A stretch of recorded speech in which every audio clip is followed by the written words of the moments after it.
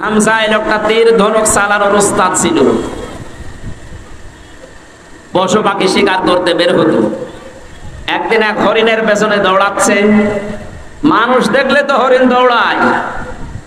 হযরতে হামজা তীর নিয়ে যখনই তিনি জঙ্গলের ভেতরে এগিয়ে যাচ্ছেন, হরিণ দেখে নিজের কাছে চলে আসতেছে। কি গো আশ্চর্য, হরিণ তো দৌড়াবে আর আমার কাছে আসে। হরিণ একেবারে কাছে আসার পর ডাক দিয়ে বলে, মাবুদ, জীবনে আমার জবানটা খুলে দাও। আমি শুধু নবীর পক্ষে একটা কথা বলে জীবনটা ধন্য করি। আমি আগেই বলেছিলাম, নবীজির জন্য পৃথিবীতে যে যা করেছে একটাও আল্লাহ নষ্ট করেনি, একটাকেও আল্লাহ পাক না দিয়ে পারেননি। হরিণ যখনই বলেছে আমি নবীর পক্ষে একটু কথা বলতে চাই, আল্লাহ তার জবান খুলে দিয়েছেন। মানুষের মতো এসে বলে, হামজা, তুমি আমাকে শিকার করার জন্য পেছনে দৌড়াচ্ছিলে, অথচ আমি নিজেই শিকার হওয়ার জন্য তোমার হাতে ধরা দিচ্ছি, কারণ আছে। আমি একটা কথা বলতে চাই, আমাকে শিকার করে জবাই করে রান্না করে খেয়ে ফেলো, কোনো অসুবিধা নেই। আমার দুইটা বাচ্চা পর্যন্ত কাঁদছে, তাদেরকেও দরকার হয় সাথে নিয়ে আসি। কিন্তু তোমার এতিম ভাতিজা ভাই নেই, তার একটা সন্তান আব্দুল্লাহর ছেলে মোহাম্মদ। এদেশের নেতা যাকে তোমরা মনে করো আবু জেহেল, রক্তাক্ত করে কাবার পাশে ফেলে রেখে দিয়েছে। আমি তোমার কাছে জানতে চাই, এর কোনো প্রতিবাদ তোমার জানা আছে কিনা? তুমি কিছু করতে চাও? মনের দুঃখ নিয়ে, ভারাক্রান্ত মন নিয়ে এই হরিণকে, হরিণের বাচ্চা দুটোকে ছেড়ে দিয়ে বাড়িতে আসলেন। স্ত্রী কাঁদতেছে, ডাক দিয়ে বলে, বউ আমার কাঁদো কেন? বলে, কাঁদি আমার তো ছেলে মেয়ে নেই। আমি কাঁদি এই কারণে, তোমার ভাইয়ের ছেলে মোহাম্মদ এতিম মানুষ, তারে আজকে আবু জেহেল মার ঘর করে কাবার পাশে রক্তাক্ত করে ফেলে রেখেছে। কিছু করবা কিনা? যদি কিছু না করো, আমি তোমার জন্য রান্না বাড়া সব বন্ধ করে দিলাম। নবীজির চাচী হযরতে হামজার স্ত্রীর এই কথাটাকে আল্লাহ ফেলে দেয়নি। সিরাত ইবনে হিশামের ভেতরে আল্লাহ পাক তাকে চিরন্তন করে দিয়েছেন। বলেন সুবহানাল্লাহ। দৌড় দিয়ে ওই ধনুক নিয়ে চলে গেলেন। আবু জেহেল কয়েকজন সাঙ্গ পাঙ্গ নিয়ে মিটিং করছিল যে আজকে মোহাম্মদকে জনমের পিটানো পিটিয়েছি। তীর ধনুক নিয়ে বললে, কেন তুমি আমার ভাতিজাকে মারলে? এই বলেই করলেন আঘাত। ফিনকি দিয়ে আবু জেহেলের মাথা থেকে রক্ত বের হওয়া আরম্ভ হয়ে গেছে। ডাক দিয়ে বললেন, দেখো, আমার ভাই বেঁচে নেই, কিন্তু আমি হামজা এখনো পর্যন্ত জীবিত আছি। আমি তার ধর্ম মানি না, তার যে নিজের নতুন ধর্মের দিন, এটা আমি মানি না, বিশ্বাসও করি না। কিন্তু আমি বেঁচে থাকা অবস্থায় আমার ভাতিজার দিকে যেন কোনোদিন ধরে না তাকাতে দেখি। যখন দিচ্ছিল আশপাশের সাঙ্গপাঙ্গ, তারা ডাক দিয়ে বলে, নেতা শুধু অর্ডার দেন, হামজাকে আমরা শুইয়ে দেই। আবু জেহেল বলেছে, দেখো, ও যখন কথা বলছিল আমার মনে হচ্ছে ওর দুই পাশে দুইটা বাঘ দাঁড়িয়ে আছে। সিরাত ইবনে হিশামে লেখা আছে, এই দুইটা বাঘের আকৃতি তাকে আল্লাহ দেখিয়েছিলেন শুধু নবীর পক্ষে হযরত হামজা থাকার কারণে। বাড়িতে গেলেন। যাবার পথে হযরতে মুহাম্মদ রাসূলুল্লাহ কাঁধ হয়ে পড়ে আছে পাহাড়ের পাদদেশে। মাথাটা তার উরুর উপরে নিলেন, ডাক দিয়ে বললেন, ভাতিজা, তোমাকে যে আঘাত করেছিল এই মুহূর্তে তাকে আমি আঘাত করে রক্তাক্ত করে ফেলে রেখেছি, তুমি খুশি হয়েছো? নবীজি এবার চোখ তুলে তাকালেন, বললেন, চাচা, আপনি এসেছেন, আমার শত্রুকে আপনি ওই পরিমাণে মার দিয়েছেন, আপনি আমাকে বলেন খুশি আছো কিনা? না, আমি খুশি হইনি। হযরত হামজা ওই সময় বলেছিল, ভাতিজা, কি করলে তুমি খুশি হবে তাই বলো, আমি আজ তাই করব। নবীজি বললেন, চাচা, সত্যি আপনি আমাকে খুশি দেখতে চান, আনন্দিত চান? বলে, হ্যাঁ চাই, বলো। আপনি আবু জেহেল সহ তামাম পৃথিবীর সবাইকে যদি মারধর করেন, আমাকে খুশি পাবেন না। আমি খুশি হব তখন যখন আপনি আমার এই আদর্শটা মেনে পড়বেন। লা ইলাহা ইল্লাল্লাহু মুহাম্মাদুর রাসূলুল্লাহ।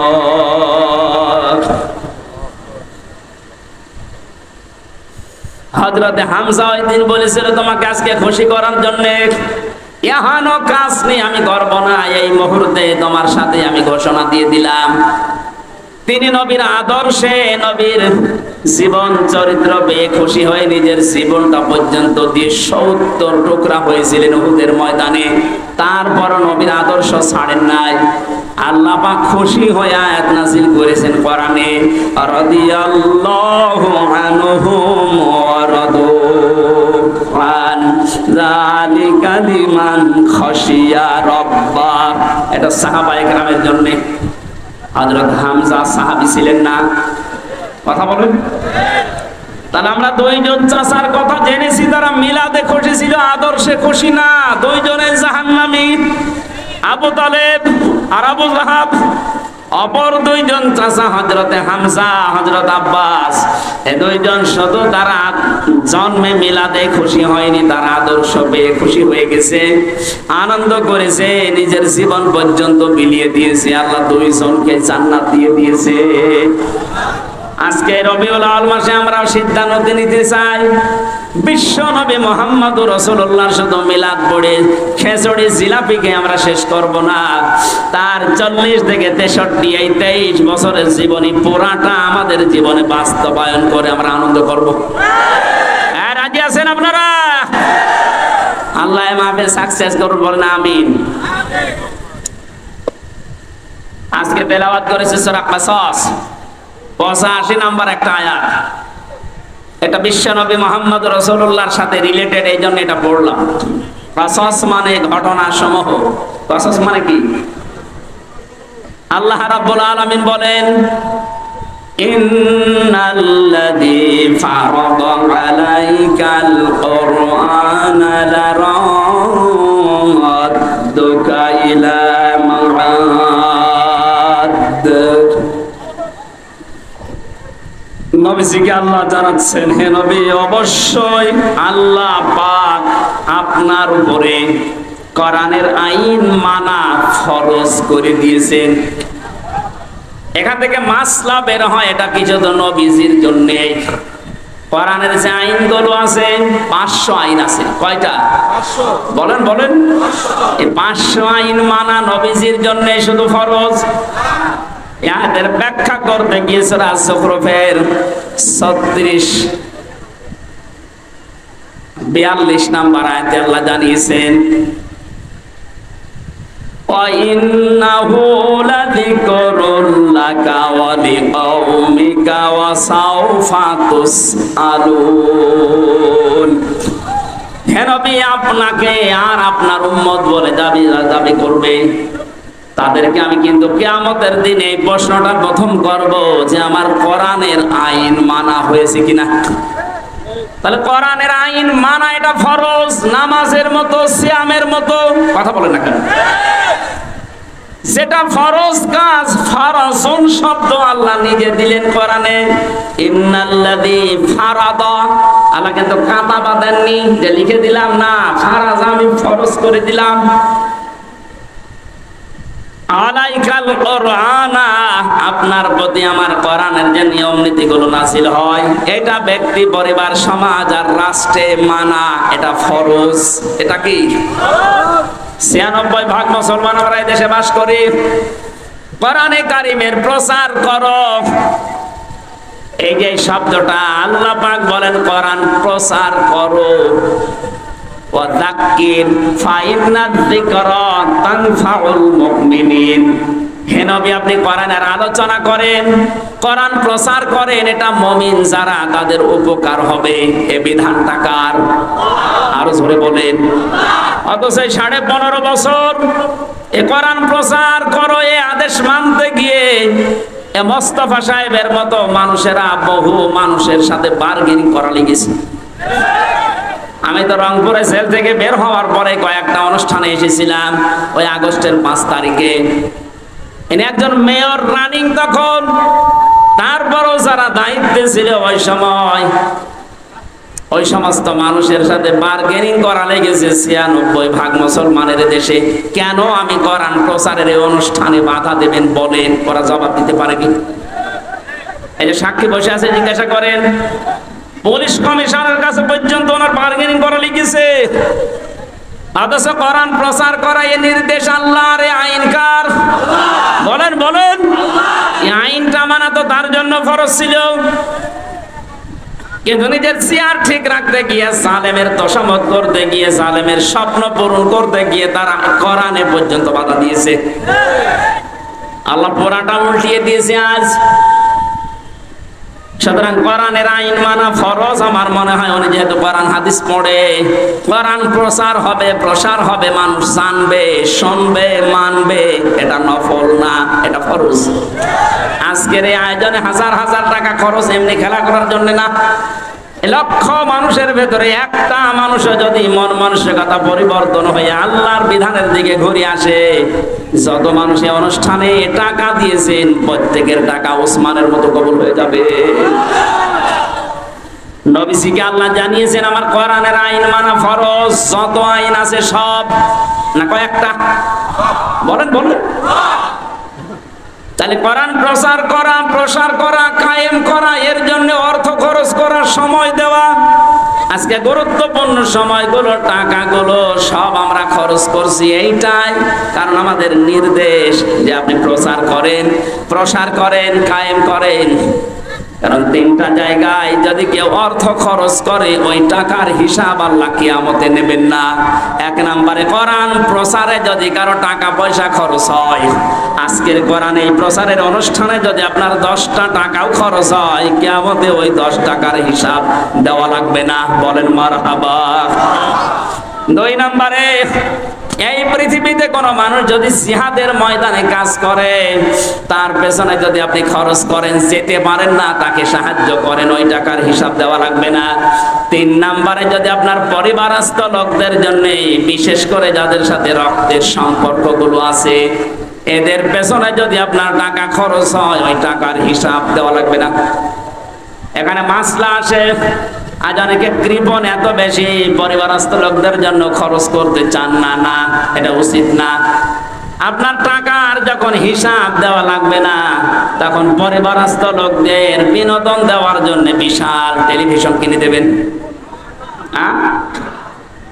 শরীয়তের ভেতর থেকে যতটুকু বিনোদন দেওয়া যায় অতটুকুর জন্য যদি আপনি তার জন্য টাকা খরচ করেন, এই যে মনে করেন ওয়াইফাই লাইন নিয়েছেন, ইন্টারনেট, প্রতি মাসে 1000 টাকা বিল দেওয়া লাগে। আপনি যদি দেখেন আপনার ছেলে মেয়ে, আপনার বউ এই ইন্টারনেট ফ্রি থাকার কারণে মাসে প্রতিদিন এখান থেকে কোরআনের নির্দেশগুলো নামায়, নবীজির হাদিসগুলো ওখান থেকে নামিয়ে পড়ে, এরকম পরিবেশ যদি আপনি তৈরি করে ইন্টারনেটটা নেন, ওয়াইফাই লাইন নেন, যত টাকা এর পেছনে খরচ করবেন, এই টাকার হিসাব দিন প্রচারে কায়েম হয়ে যাবে, হিসাব দেওয়া লাগবে না। কিন্তু পরিবেশ তৈরি না করে যদি ওয়াইফাই লাইন নিয়ে দেখেন আপনার মেয়ে, আপনার ছেলে উলঙ্গ নাচ দেখছে, আপনার তো ডবল সওয়াব হবে। এটা পরিবেশটা তৈরি করা লাগবে। আমি যে কথা বোঝাতে চাচ্ছিলাম, কোরআনের আইন মানা যেহেতু ফরজ, আমাদের এখন থেকে জীবনের টার্গেট থাকা লাগবে, আমি যাই করি না কেন কোরআন এদেশে কায়েম হবে, এদেশে কোরআনের আইন চলবে, এটা আমার জীবনের প্রথম কাজ, আমি বানিয়ে নেব। যদি কেউ রাজনীতি মনে করেন, হ্যাঁ এটাই রাজনীতি, কারণ বিশ্ব নবী এইটা কায়েম করার জন্য 27টা যুদ্ধে তিনি নিজে নেতৃত্ব দিয়েছেন, আর 87টা গাজওয়া, সারওয়া, জিহাদ এগুলোর তিনি মানুষকে দিয়ে পরিচালিত করেছিলেন মাত্র 13 বছরে। কয় বছরে? বলেন বলেন। মক্কায় যে 53 বছর এক থেকে ছিলেন, তখন তো কিছু করতে পারেননি, বুঝেছেন? ওখান থেকে যে মদিনায় গেলেন 53 বছর বয়সে, মাত্র 10টা বছর মদিনায় ছিলেন। এই 10 বছরের ভেতরে তাকে 27টা যুদ্ধে নিজের নেতৃত্ব দেওয়া লেগেছে। তাহলে বলেন তো বাস্তবতা কোথায়? নবীজি কোরআনের বিধান চালু করার জন্য এগুলো করেছিলেন না ব্যক্তিগত স্বার্থে? কোরআনের জন্য যদি উনি নিজে জিহাদের ময়দানে সেনাপতির দায়িত্ব পালন করে, তা একটা দুইটা না 27টা। ওইরকম যদি পরিস্থিতি আমাদেরও আসে যে তরবারি হাতে নেওয়া লাগবে, বোমা হাতে নেওয়া লাগবে, মানুষকে মেরে ফেলা লাগবে, এই সিচুয়েশন আসলে কোরআন কায়েমের জন্য ওইটাও জায়েজ আছে। আর ওইটা যদি কেউ রাজনীতি মনে করেন, জিহাদ মনে করেন, হ্যাঁ ওইটাই আমার জিহাদ। কারণ আমার জীবনের আসল টার্গেট ইন্নাল্লাযী ফারাদা আলাইকাল কুরআন লারাদ্দুকা ইলা মাআদ। আমি চাই আল্লাহর এই জমিনে অন্য কারো বিধান চলবে না, আমি চাই আল্লাহর বিধান দিয়ে জমিন চলবে। আলা লাহুল খালক ওয়াল আমরু, বানিয়েছেন যিনি, আইনও চলবে তার। কথা বলেন ঠিক কিনা?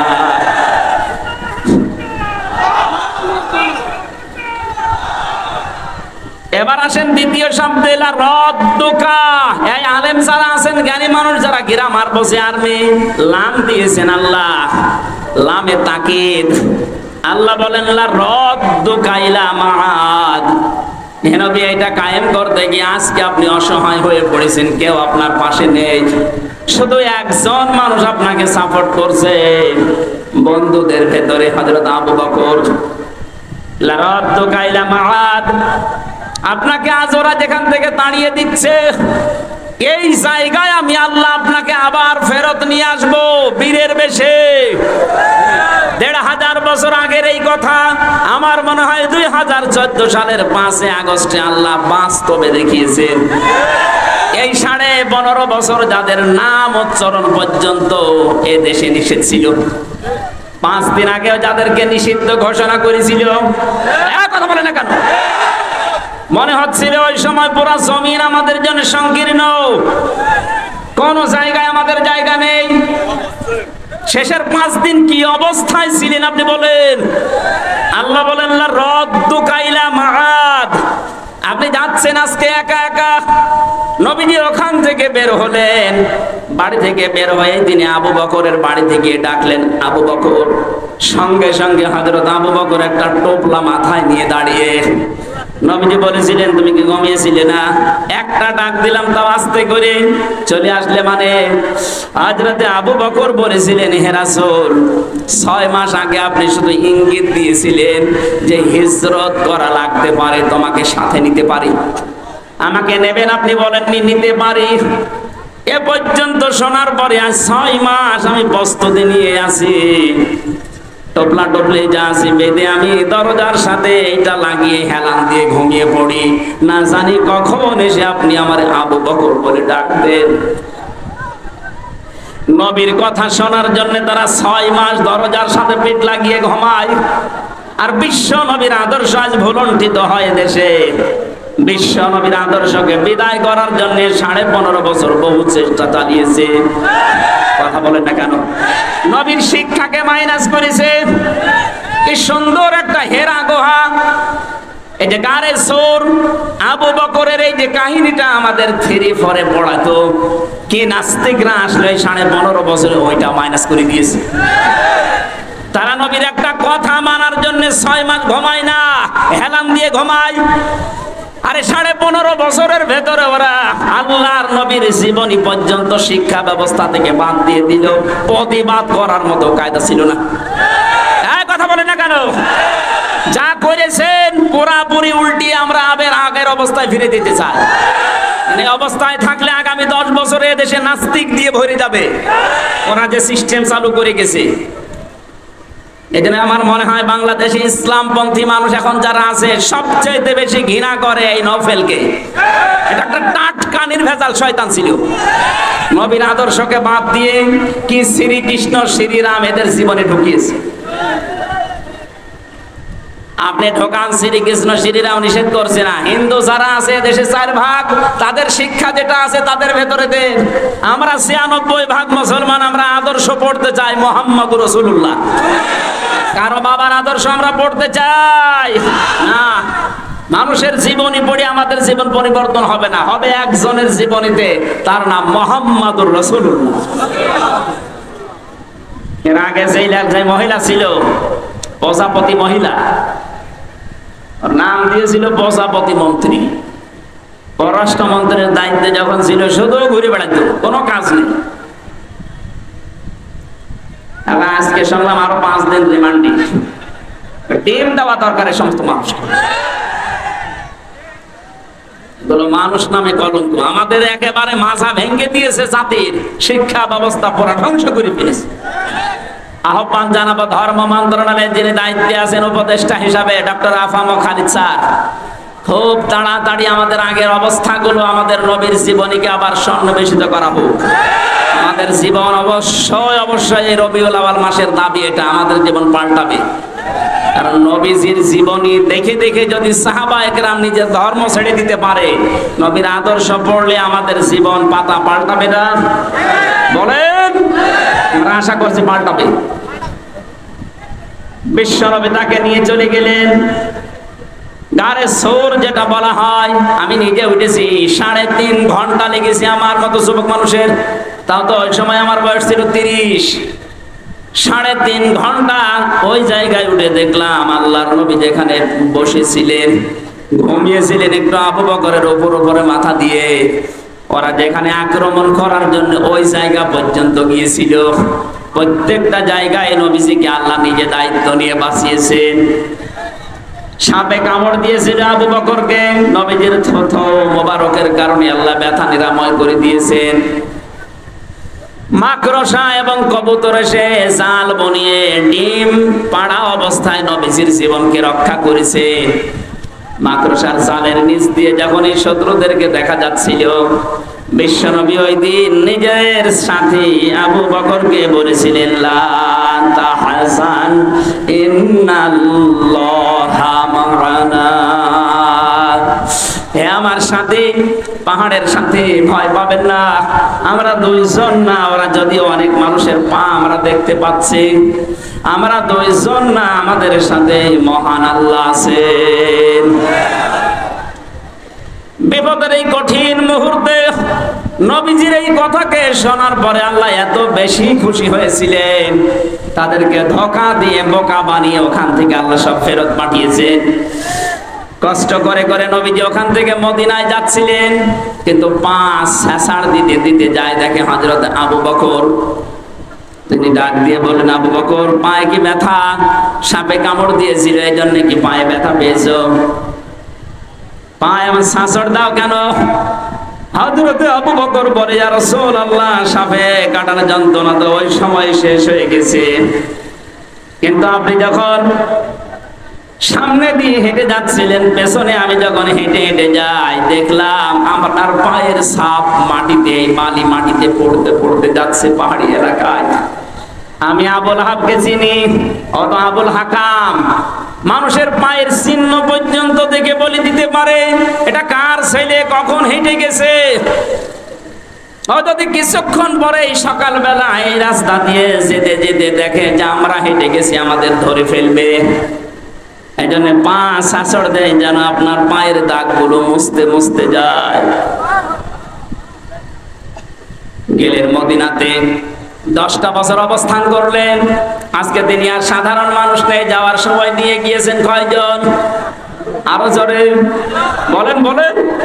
এবার আসার সময় আসতেছেন 10,000 সাহাবী নিয়ে, প্রত্যেকের হাতে তরবারি। আমার তো মনে হচ্ছে 5 তারিখে, এর আগে যে 5 দিন আগে মাত্র 1 তারিখে নিষিদ্ধ ঘোষণা করেছিল, 5 তারিখে 5 দিনে এই দেশে 100 জনের 58 জন মানুষ ইসলামপন্থী হয়ে গেছে। কয়েকদিন আগের জরিপ বলছি, এদেশে 100 জনের 58 জন মানুষ এখন চাচ্ছে যে দেশটা ইসলাম দিয়ে চলুক।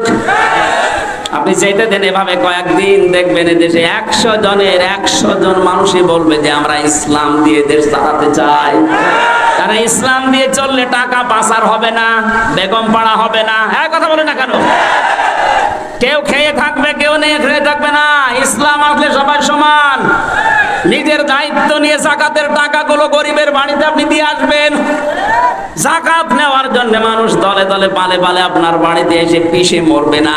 নিজের দায়িত্ব থেকে আপনি নিজে দিয়ে আসবেন। অনেকে মনে মনে করে যে ইসলাম যদি এসে যায় তখন আমি যে লাল পানি খাই, আমি যে একটু ডাল খাই, আমি যদি বাবা খাই, আমি যে আকিস বিড়ি খাই, আসিস বিড়ি খাই, কি হবে এগুলোর? কি হবে শোনেন, ইসলাম যদি সত্যি দেশে কায়েম হয়ে যায়, এই যে মেয়র সাহেব যদি এখন বিড়ি খাই কি আমি জানি না, খায় আকিস বিড়ি বা আসিস বিড়ি যাই খাই, মসজিদের ভেতরে যদি প্রবেশ করে, পুরা মসজিদটা আল্লাহর রহমত দিয়ে ছায়া দেওয়া।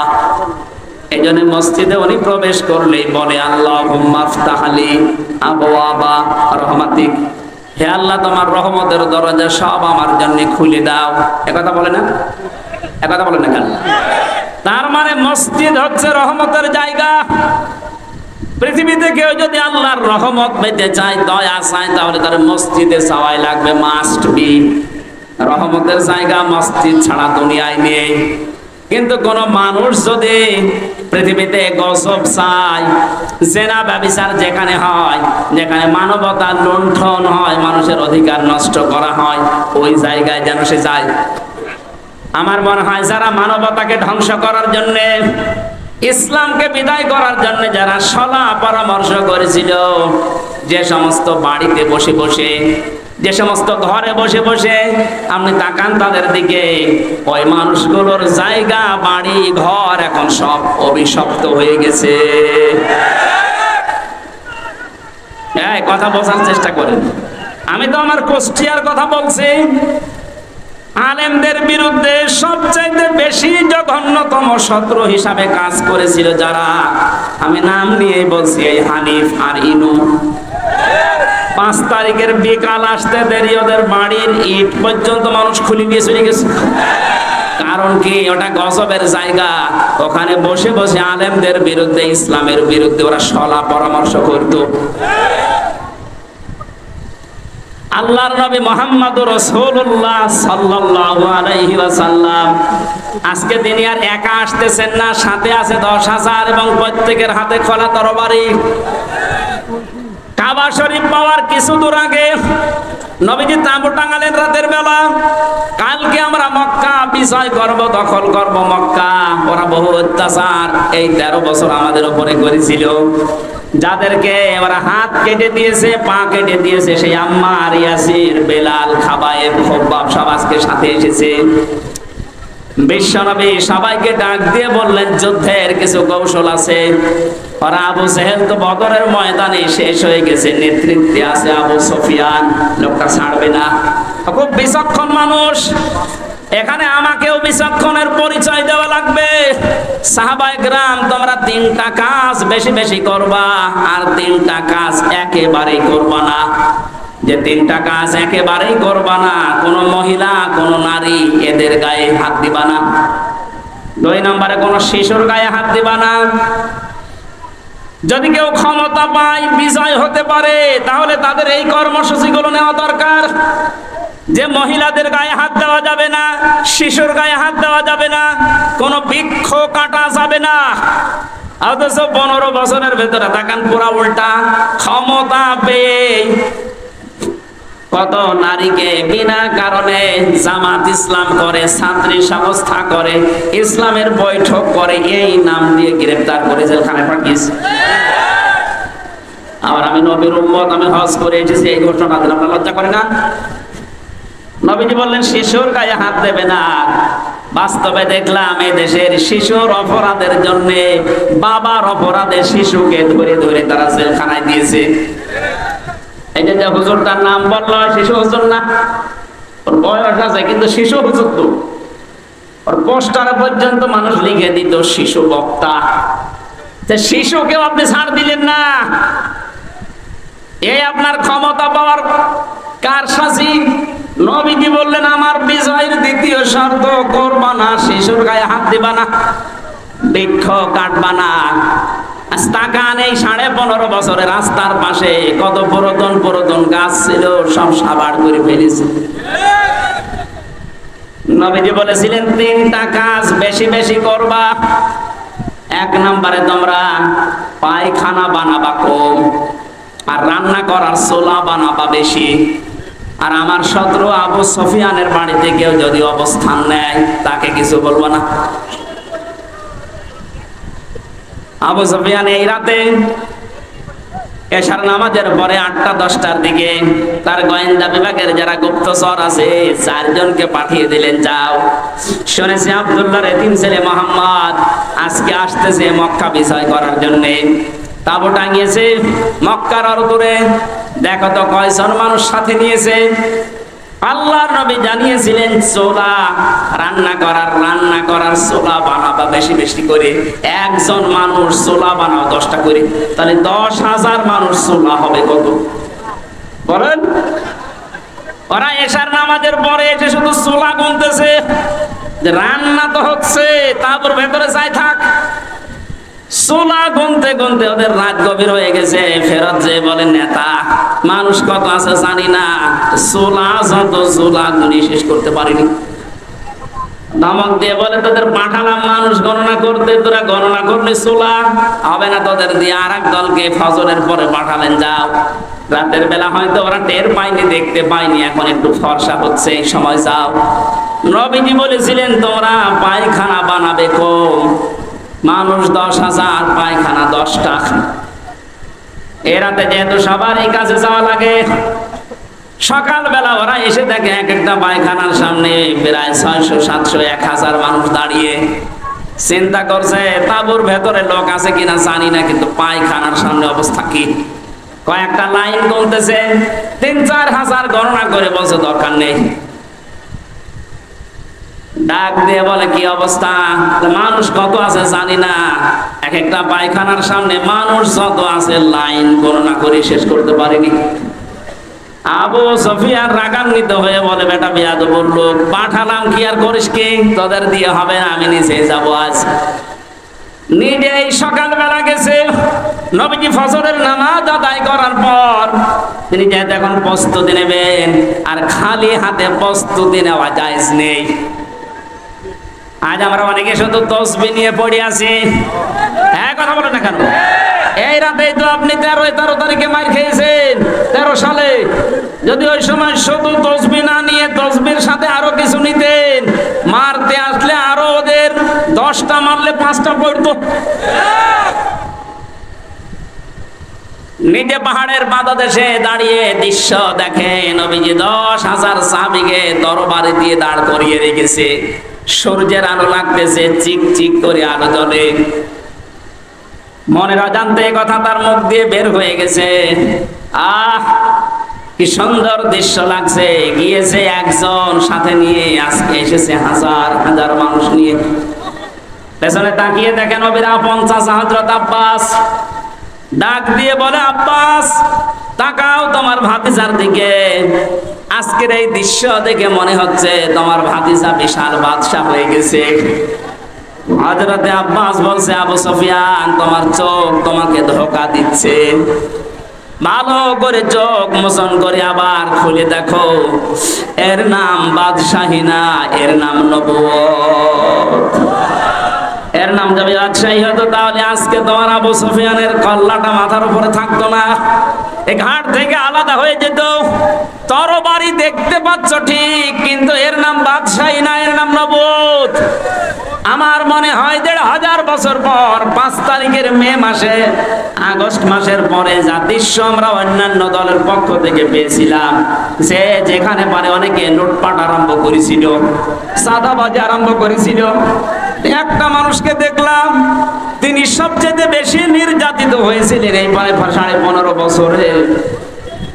তারও তো ক্ষমতা ছিল, তারও লক্ষ লক্ষ মানুষ ছিল দেশে। তিনি ঘোষণা দিলেন, না আজকের এই দিনে আমি কাউকে কিছু বলবো না, সবাইকে সাধারণ ক্ষমা ঘোষণা করে দিলাম। আমি শুধু বলার জন্য বলছি তা না, বাস্তবের সাথে মিলে যাচ্ছে তাই বলছি।